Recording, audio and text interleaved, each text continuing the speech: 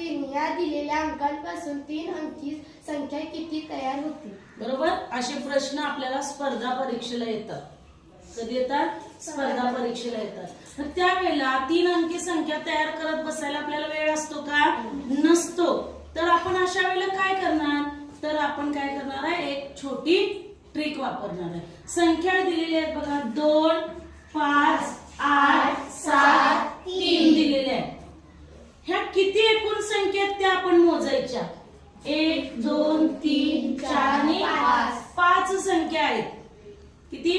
5 संख्या आहेत आणि किती अंकी संख्या तयार करायला सांगितलेली आहे? 3 अंकी संख्या किती तयार होतील विचारले. एकूण संख्या 5, परम्युटेशन 3 अंकी संख्या आपल्याला करायची आहे. एकूण संख्या किती? 5 आणि किती अंकी संख्या तयार करायची आहे?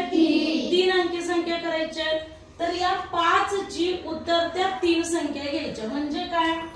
5 गुणिले 4 गुणिले 3. 5 गुणिले 4 गुणिले 3 काय घेतलं आपण? आता इथं तुम्ही म्हणणार 5 च्या खाली मग 2 का घेतलं नाही? तर आपल्याला किती अंकी संख्या करायची आहे? 3 अंकी संख्या तयार करायची आहे. म्हणून 5 च्या खाली आपण किती उतरते घेतल्या? 3. 5 गुणिले 4 गुणिले 3. याचा आपण गुणाकार करणार. सोपा. 5 20 गुणिले 3 किती आले? 60. तर 60 संख्या तयार होतील 3 अंकी. सोपा आहे की नाही? काय सांगितलं? एकदम सोपं. दिलेल्या अंकापासून 3 अंकी संख्या किती तयार होतील?